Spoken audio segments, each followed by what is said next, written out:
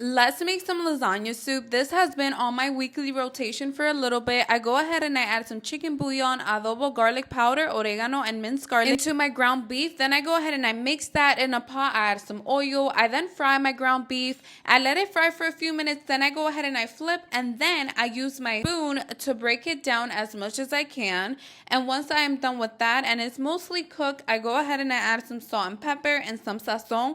And I try to make sure that the flavor is right. I buy the leanest ground beef possible out there, so I do not drain no fat. There is no fat to drain. You know what I mean? Then I add some diced onions and diced peppers, a tablespoon of sofrito because I had some in hand, and a tablespoon of tomato paste. Then I add a whole jar of pasta sauce. I let that fry for a little bit, and then I add some chicken stock. So I do a whole container, and then additionally I add a third cup of it as well. Once it comes to a boil, I go ahead and I add my lasagna noodles. I let it cook until al dente, and then this is the consistency that I'm looking for. Once it's cooked, I add half a cup of heavy whipping cream. Again, I don't want it to be too thick. The more heavy whipping cream you add, the thicker it gets. Now this is perfect. Once it cools off, it will thicken up a little bit more. Now for my cheeses, I like to take some ricotta cheese. I add some garlic powder, black pepper, mozzarella cheese, as well as some parm, and then I give it a mix, and I add some fresh parsley because I like the freshness, I like the taste, I love parsley, so I'm gonna add it. And then this is my outcome. Like, so good. Thank you so much for watching. See you later.